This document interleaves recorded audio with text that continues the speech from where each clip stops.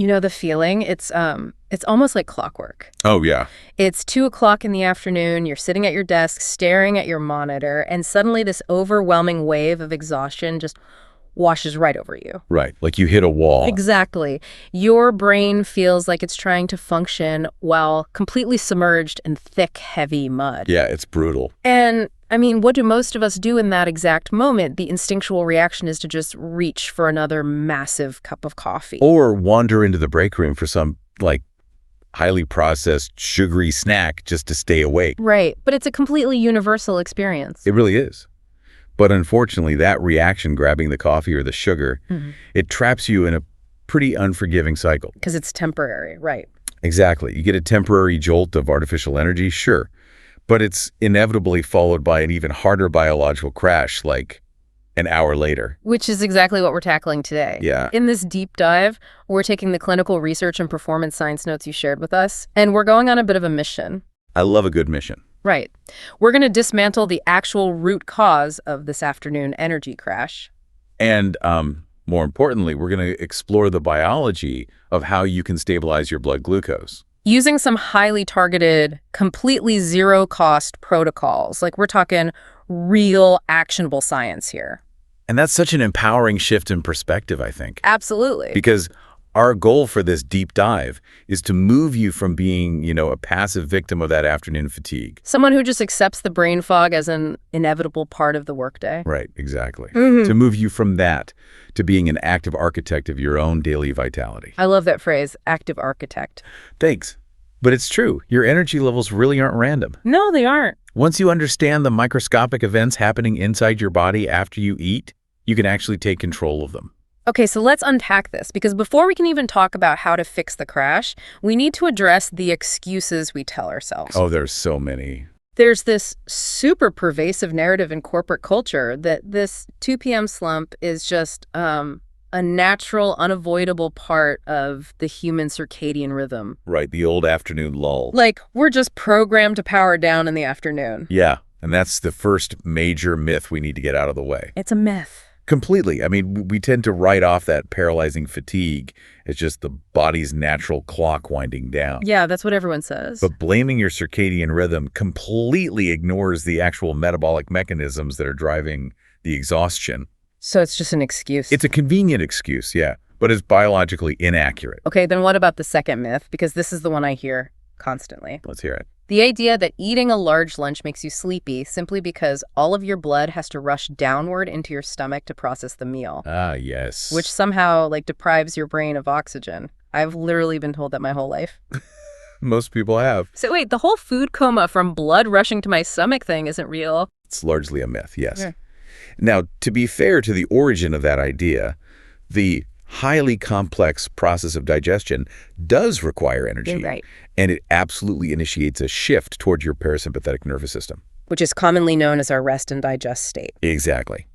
Your body is prioritizing digestion over, say, running a marathon. Makes sense. But that process alone does not cause the overwhelming, paralyzing fatigue you experience at 2 p.m.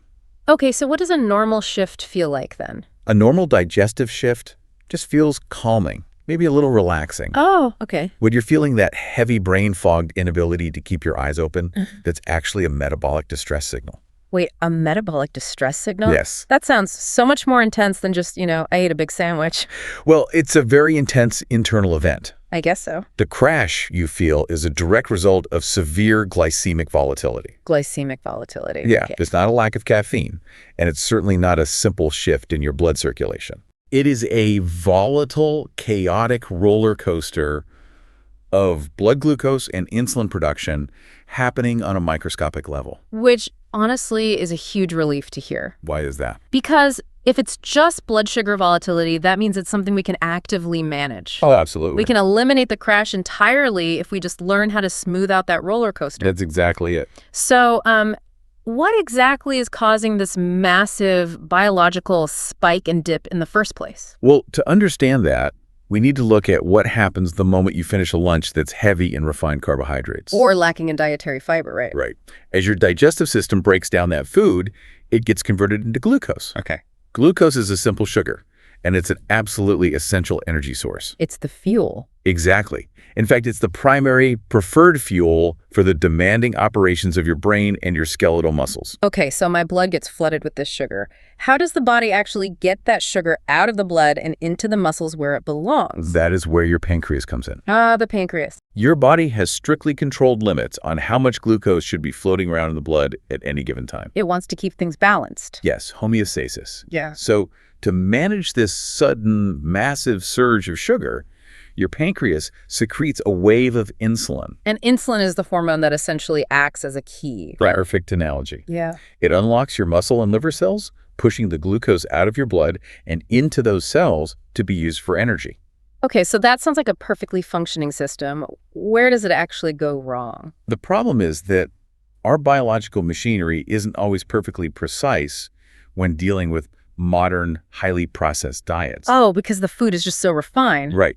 When you eat a heavy, refined meal, the glucose spike is so steep and so fast that the pancreas essentially panics. It panics. It totally panics. It overcompensates. So it floods the system with way too much insulin. Far too much. Jeez. And this overwhelming flood of insulin then rapidly and aggressively pulls the glucose out of your bloodstream. Like too fast. Way too fast.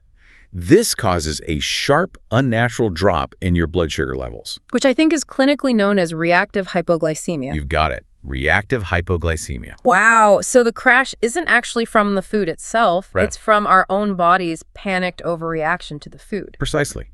Your brain suddenly senses a rapid drop in its primary fuel source. Right. In response, it sounds the alarm and starts shutting down non-essential functions to conserve whatever energy is left. Oh, wow. That alarm is what triggers the severe physical fatigue, the debilitating brain fog, and those intense cravings you feel in the mid-afternoon. Because your brain literally thinks it's starving. Exactly. It thinks it's starving. I really love how the source material visualizes this because it takes all this complex endocrinology and turns it into something you can easily picture. The highway metaphor. Yes, the glucose highway metaphor. It's an incredibly helpful way to visualize the mechanics. Walk us through it. Okay, so imagine your bloodstream is a massive, multi-lane highway leading directly into a bustling city.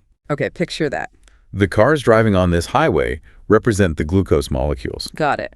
And those destinations, your muscles and your brain cells, they function as the large parking garages within the city. And that makes insulin the diligent city traffic controller. Exactly. The one holding the keys, opening the heavy gates to the parking garages so the cars can safely exit the highway. You've got it. Now picture what happens when you eat a highly processed, carbohydrate-heavy lunch and then go sit completely still at your desk. It's the biological equivalent of suddenly dumping 10,000 cars onto that highway at the exact same moment. Exactly. Here's where it gets really interesting. It's like throwing a massive house party where 1,000 guests arrive at once. Oh, God, okay. The bouncer totally panics, kicks everyone out, and suddenly the house is completely empty and silent. Yes. And that silence is the energy crash. That's a great way to put it. Back to the highway, the traffic controller, your pancreas, sees this 10,000 car pileup coming. Right. It throws open every single gate and aggressively forces all the cars off the highway as fast as physically possible to avoid a jam. Just shoving them into the garages. Yep, and suddenly the entire highway is completely deserted. Wow. That sudden, drastic emptiness is the reactive hypoglycemia. It's your 2 p.m. brain fog. So the goal isn't necessarily to stop the cars from driving on the highway. No, not at all. Because we need glucose to live, we need the energy. Exactly. The goal is to figure out how to manage the traffic flow so the controller doesn't panic. We basically need to install a smart toll booth. That's the perfect way to look at it, a smart toll booth. Yeah. If we use precise post-meal movement and strategic nutritional habits, we're essentially installing a highly efficient toll booth at the entrance of the city. So it releases the cars onto the highway slowly and steadily. Right. And then the traffic controller handles the flow perfectly, the parking garages fill up efficiently, and the highway maintains a smooth flow. Without any sudden blockages or empty stretches. Exactly. When your biology operates like that, your physical energy remains perfectly stable and reliable throughout the entire afternoon. Which brings us to the actual actionable protocols from the deep dive sources. The fun stuff. Yeah. The things you, as the listener, can start doing today to act as that smart toll booth. Right. The first one is surprisingly simple, but the biology behind it is just fascinating. The post-meal stroll. Yes. The absolute most effective way to blunt a massive glucose spike is to force your body to use the sugar precisely as it's entering your bloodstream. Okay. The protocol suggests that within 30 minutes of finishing your lunch, you should engage in 10 to 15 minutes of continuous low-intensity movement. Just a walk. Just a walk. A simple, relaxed walk outside or around your office building is perfect. But why a walk specifically? Right. Like if I just stand up at my standing desk or maybe do some light stretching in the break room, does that do the same thing? Not quite, and it comes down to what happens in your large muscle groups. Okay, tell me more. When you walk, the quadriceps and hamstrings in your legs are contracting repetitively. Right, the big muscles. Exactly. And muscle contraction requires a very specific biological currency called adenosine triphosphate, or ATP. ATP, got it. This is the foundational energy currency of your cells. So what does this all mean for the pancreas then? It's amazing, actually. Because does this mean the contracting leg muscles bypass our panic traffic controller entirely to soak up the cars? They absolutely do. No way. This is one of the most remarkable mechanisms in the human body. To produce this ATP rapidly, your contracting muscles pull glucose directly out of your bloodstream. Okay. But they do it through a specialized pathway that does not even require insulin to function. Wait, really? It doesn't need insulin at all? None. Zero insulin. That's wild. This biological mechanism is known as non-insulin-mediated glucose uptake. Okay, non-insulin-mediated glucose uptake. By walking, you're effectively transforming your legs into a massive biological sponge. So they just soak it up. They continuously soak up the excess sugar directly from the blood before your pancreas ever has a reason to panic. And flood your system with insulin. Exactly. That's incredible. You're manually siphoning off the excess traffic before the traffic controller even notices there's a jam. That's a great way to visualize it. So for anyone listening, the moment you finish your sandwich, you've got a roughly 30-minute window to just go take a relaxed 10-minute walk. Right. And you can completely bypass the spike. Exactly. It's a proactive measure that fundamentally alters how your body processes that meal. Okay, but let's live in reality for a second. Fair enough. If I'm stuck in a 3-hour budget meeting, or I'm crammed into a middle seat on a commercial airplane. Yeah, you can't walk there. Right. I can't just stand up and go for a jog around the cabin. If my environment completely restricts my mobility, am I just doomed to crash? It's a very real constraint, but no, you aren't doomed. Okay, good.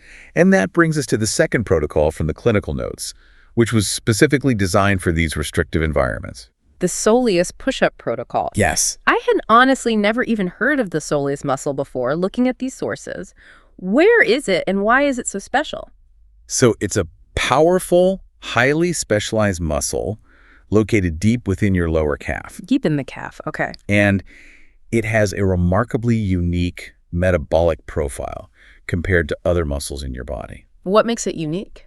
Well, first, it relies almost entirely on circulating blood glucose for its fuel. Oh, perfect. Second, it's composed of slow-twitch muscle fibers, which means it's designed for endurance. So it doesn't get tired. Right. It can contract for hours and hours without experiencing fatigue. I love this. We essentially have a hidden, slow-burning engine in our calves that just burns pure glucose without getting tired. That's exactly what it is. It's like a secret metabolic cheat code you can use right under your desk. It really is a cheat code. But how do we actually activate it? What does a soleus push-up look like? It's a very specific localized movement. While you're seated at your desk or in that airplane seat, keep your knees bent and your feet flat on the floor. Okay, feet flat. Keep the front of your foot and your toes firmly planted, and just raise your heels up as high as possible. Like you're on your tiptoes, but sitting down. Exactly. You want to intensely flex that calf muscle, and then slowly lower your heels back down. Okay. You just repeat this continuous rhythmic heel-raising motion for 10 to 15 minutes after your meal. And just bouncing my heels while completely seated in a chair is enough to stop an energy crash. It sounds crazy, but yes. That feels almost too simple to be true. The clinical research is actually extremely clear on this. Continuous soleus muscle activation dramatically improves how your body burns fuel locally. Whoa. It significantly flattens post-meal blood glucose spikes, even when you're entirely seated. Because it's just churning through the sugar. Exactly. It's actively pulling the glucose out of your blood fluid, the vital liquid transporting the nutrients to fuel that slow twitch contraction. It's amazing that such a tiny, seemingly insignificant movement under a conference table can have a systemic impact on how our brain feels at 2 p.m. It's pretty profound. So we've covered 2 ways to physically burn off the glucose once it's already rushing into the bloodstream. Right. But the final strategy in the source material takes a completely different approach. It does. It's about preventing the massive rush of glucose from happening in the very first place. Yes, the final strategy focuses on strategic macronutrient sequencing. Sequencing. Yeah. This is about altering the physical dynamics of digestion itself. Okay. What's so powerful about this protocol is that you don't always have to change exactly what you're eating. Which is great news. You only need to change the precise order in which you consume the food. Right. It's not about cutting out carbs entirely and being miserable. Nobody wants that. No. It's just about making sure they are the last thing to enter the system. So what's the exact sequence we should be following? You want to systematically sequence your food to create a protective biological mesh within your digestive tract. A mesh. Okay. The rule of thumb is always consume your fibrous vegetables first. Veggies first. Next, consume your high-quality proteins and healthy fats. Okay. And finally, consume your complex carbohydrates last. I mean, I understand that fiber is good for you, but how does simply changing the order actually stop the glucose spike? It's all about physics, really. Because if the salad and the pasta all end up in the same stomach anyway, why does the order matter at all? Well, if we connect this to the bigger picture of human digestion, it all comes down to the physical properties of fiber. Okay, tell me about the fiber. When you eat fibrous vegetables first, that physical fiber coats the delicate lining of your upper intestine. It coats it. Yeah, it creates a viscous, thick gel. A viscous gel? That sounds like it would act as a physical roadblock. That's exactly what it does. Right. It acts like a physical roadblock in your stomach, Wow. naturally slowing down how fast your food moves into your intestines. Okay. By strategically putting fiber and protein into your digestive system before the carbohydrates arrive, you physically impede the digestive enzymes. Oh, I see. You slow down the rate at which those carbohydrates are broken down into simple sugars. Right. And you physically impede how quickly your body can soak up that sugar into the circulating bloodstream. So just by eating a leafy green salad or some broccoli before my rice, I'm practically building a physical force field inside my digestive tract to slow down the sugar. That's exactly what you're doing, a force field. That is wildly empowering. You're turning that massive, dangerous traffic jam we talked about earlier into a slow, steady trickle of cars. Yeah. To use the phrasing from the clinical notes, this simple behavioral shift entirely transforms a massive glucose mountain into a gentle, rolling hill of sustained energy. A rolling hill. I like that. You are manually regulating how quickly the sugar can enter your system just by changing what hits your stomach first. It really fundamentally changes how you look at a plate of food. It does. It's not just a pile of calories anymore. It's a sequence of biological instructions you're about to give your body. And that's really the ultimate synthesis of all these clinical notes. Your daily energy levels aren't a product of random chance. Right. They aren't purely determined by rigid genetics or some inescapable circadian rhythm that you just have to suffer through. Which is such a relief. Your energy is the direct, measurable output of the biological systems you choose to influence every single day. We have so much more control than we think we do. Far more. By just taking a 10-minute stroll after lunch, doing some heel raises at our desk during a meeting, or simply eating our broccoli before our pasta, we can completely rewrite how our afternoon unfolds. Right. By deeply understanding the mechanics of your metabolism, you transition from being a passive victim of the afternoon energy crash to an active, powerful architect of your own vitality. There's that phrase again. It's true.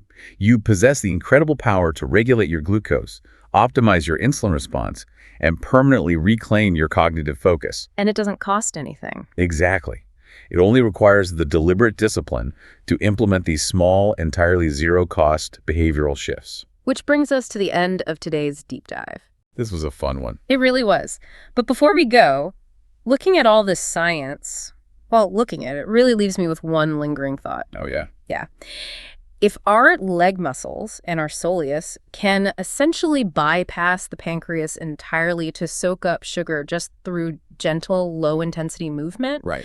it really makes you wonder, have we completely misunderstood the traditional rest and digest advice we've been given our whole lives? Now, that is interesting. What if the human body was never actually designed to sit still after a meal? That's a profound question to consider, especially given how modern our desk-bound lifestyles really are. Definitely something to mull over during your next post-lunch stroll. Thank you so much for joining us on this deep dive. We'll catch you next time.